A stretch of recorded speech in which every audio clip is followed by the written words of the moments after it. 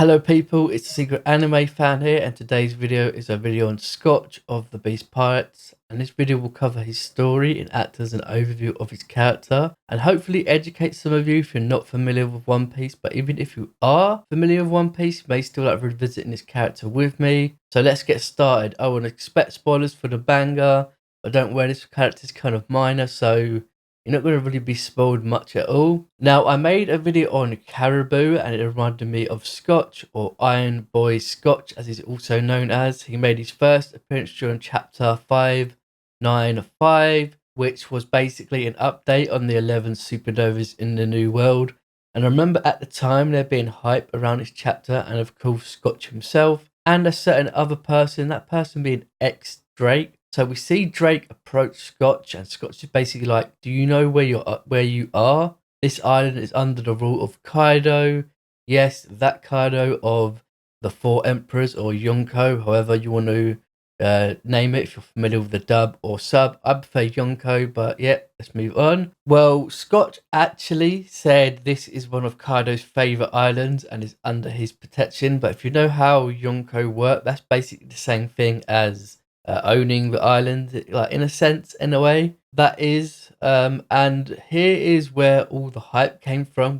We have Scotch, who at the time I think was the first member of Kaido's Beast Pirates to be introduced, so people were hyped to see that in and of itself.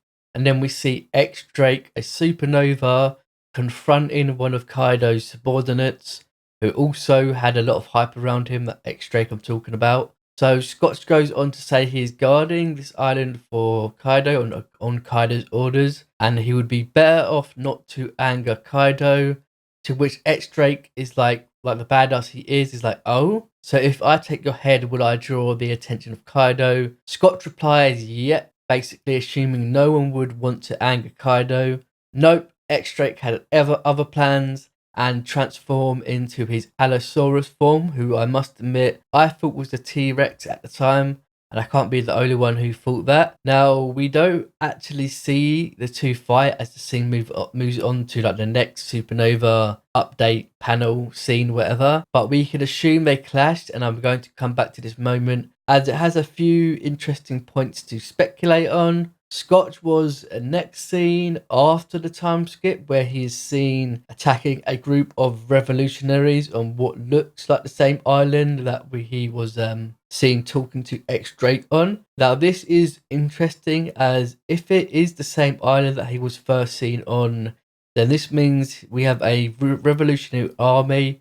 We have the revolutionary army and Kaido's Beast Pirates not just fighting each other, but essentially vying for control of the island. So, and spoiler incoming for the manga, could we see the revolutionaries make an appearance in Wano? Probably too soon for Dragon to make an appearance. Plus, they were pretty busy recently with the whole revelry thing, but hey, maybe in the future we will see some kind of revolutionary vs the Beast Pirates. That would be very, very hype. Now, just a quick note, these revolutionaries may not even be the same revolutionaries that are related to the revolutionary army led by Dragon, and may be in fact just an army that led a revolution on that island.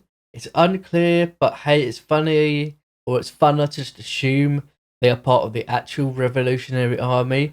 But if I had to put my money on it, I would definitely lean towards them being an independent, or being independent from Dragon's revolutionary army. But maybe they are the remnants, or maybe the remnants of that army will go on to join Dragon's army. Either way, Scotch wrecks these revolutionaries, whom I might as well just state quickly, just for a little bit of back info, had found a newfound spirit after they thought they had found their lost leader, whom was actually Caribou.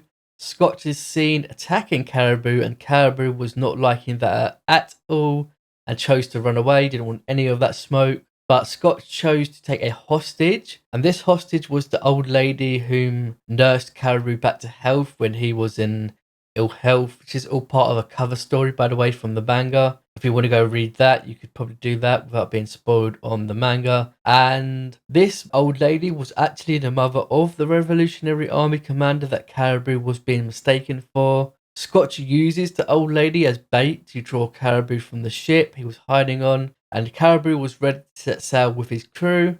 Now, I think it can be assumed that even Scotch thinks Caribou is Gabaru, the revolutionary commander. I think I got that name right. Hence why he maybe took the hostage. It's either that or he wants Caribou's bounty, he wants a bit of clout he might get a bit of clout if he took someone with a 230 million berry bounty I think Caribou has at the time. But funnily enough, Caribou actually appears in clothes resembling Gabaru, which was actually quite funny, to be honest. Like, where did he even get that get up from? The two get to fighting, so it's Scotch and his little cronies and Kaido's little cronies versus Caribou and their Caribou's crew. But poor old Scotch is no match for Caribou, as Caribou has a Logia devil fruit, the swamp fruit. Now that brings up the question of Haki, and that leads on to my next segment, Scotch's powers and abilities, and that's the end of his story, by the way. So yeah, let's move on to the next segment. Okay, so with such a short appearance in the story, it's hard to gauge his power, but that's not going to stop me from speculating. So let's start with what we actually know, as what we can see, what we know, what we've seen, and so forth. As you may have noticed, he has a sword, so we can take away from that he must have some confidence to wield it. But since we don't see him using it, we have no way to tell if he is proficient in swordsmanship. But what may be more interesting is his triple barreled gun, kind of cannon kind of thing on his other hand. This means he must hold the sword with one hand and blast away with his gun with the other. This means he will never be able to get a two-handed grip on the sword, which most likely would affect his strength in swinging his sword. But it does give him the option in how to engage in a fight. Basically, with this sword and gun combo, he can partake in close quarters combat and long range combat, which would have some use in a fight. Essentially, he can strike with his sword, jump back, shoot away with his gun. Of course, the gun would be good for close quarters combat too, being able to blast someone then get an attack with the sword or vice versa, which would be mighty effective against another swordman by knocking them back off balance. Also, the gun itself looks pretty hefty and heavy and looks like it could do some damage just by swinging it. As it's shown on screen, you can see that he basically does that. And as shown on screen, it looks like it could be effective as a shield, most likely. Scotch must have some strength to be able to swing this big old gun around so freely. Now, if he comes across someone with armament haki, then he would have a problem. So let's talk about that. Why does Scotch seemingly not have haki? After all, he is part of the Beast Pirates and is important enough for Kaido to give him the role of protecting one of his favourite islands. It blows my mind that he would not be able to use haki or have haki. Maybe he has observation haki and not armament haki, but I still don't like that idea. I do think he has both. I just don't think he has full body armament haki like Virgo did. This would matter in a matchup against Caribou's Logia swamp fruit. Sure, we all know that armament can stop Logia users with Logia user devil fruit powers from working properly, but that doesn't necessarily mean it's an automatic win. Caribou's devil fruit is very effective in overwhelming the opponent from all angles. So if you're caught off guard, which Scotch most likely was, as you can see on screen, he shoots Caribou and he looks a bit surprised, and then we next see him consumed by Caribou's swamp fruit. It must have happened too fast. That would mean his observation haki must be weak, or he just doesn't have haki. That's probably another point to make when arguing if he has haki or not. But in all honesty, I think we can just put it down to this. Oda just didn't put too much thought into if Scotch had haki or not, as this only appears in a cover page, and it was Caribou's cover page, story, not Scotch's. It's meant to favour Caribou over Scotch. Now that haki's out of the way, let's move on to something pretty cool. Scotch is a cyborg, and cyborgs are always super cool, like Frankie would say. I know that was pretty cringe, but oh well. His body is made up of metal. In this case, iron, I would assume, hence the nickname Iron Boy Scotch. Now, we don't know how much of his body is made of metal, but we can see his shoulders, face, and his neck area are metal, but you can see his skin is shown as well around the neck area. So yeah, I would like to think he's like Franky and has large amounts of his body made up of metal, and it would be so cool if he had a few other tricks up his sleeve other than his gun. Not literally, but I suppose that would be cool as well. Having a body made of metal would be great. Be a great defense, as we've already seen. We've seen that with Franky. He can deflect bullets, blunt objects, swords, everything really. So maybe that's why Scotch doesn't have Haki. He relies so much on he relies so much on these metal parts of his bodies that he doesn't bother trying to even have armament Haki. That would not surprise me at all. Now, how did he become a cyborg? Well, there are likely two options, either Vegapunk or Caesar, both which, if you're not in the know, are the two greatest scientists in the One Piece that we know of currently anyway. Now, we know that Vegapunk is more known for creating or is linked to cyborgs. Franky used his blueprint and he had a hand in the pacifistas. But on the other hand, Caesar was linked to Kaido a lot more than Vegapunk, or at least that we know of currently in the story. So who knows? Maybe it was neither. Like, it could have been some random person in Kaido's army or Beast Pirates, whatever, you know. But I do like the idea of Vegapunk making Scotch a cyborg, linking Vegapunk to Kaido.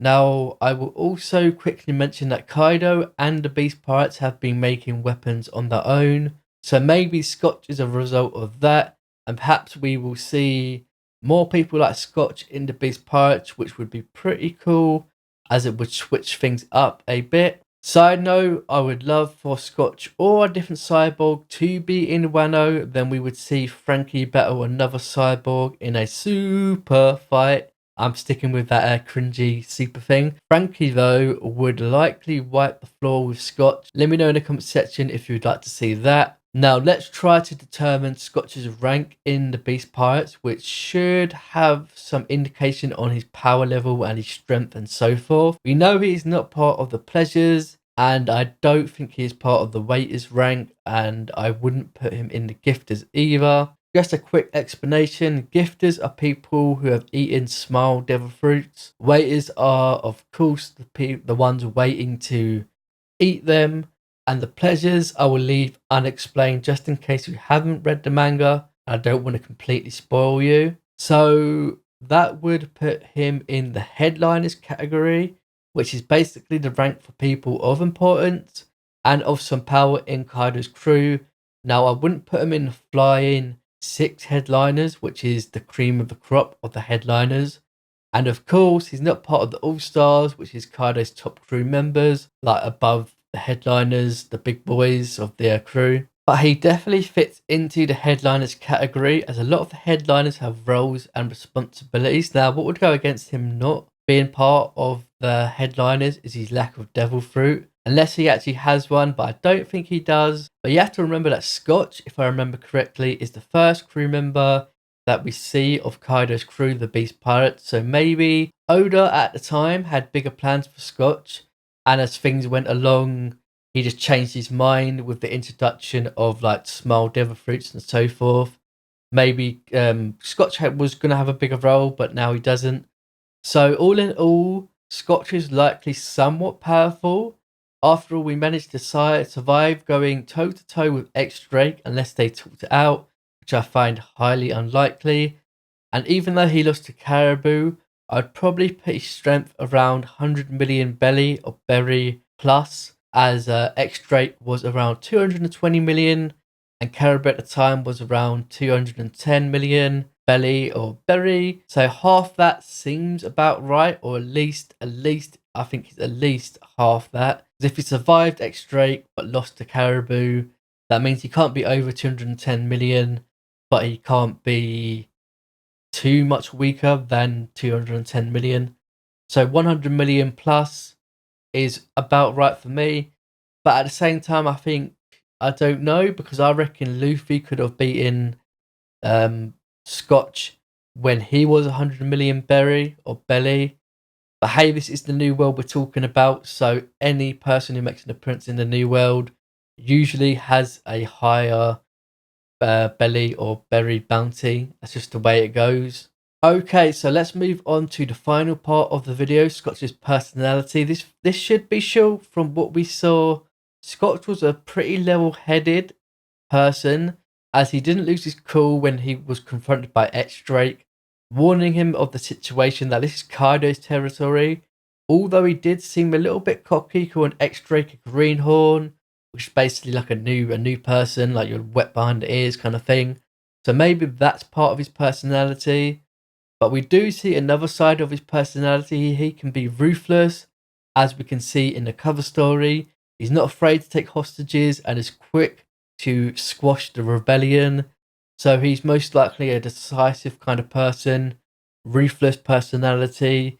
So he most likely has a competent personality as well.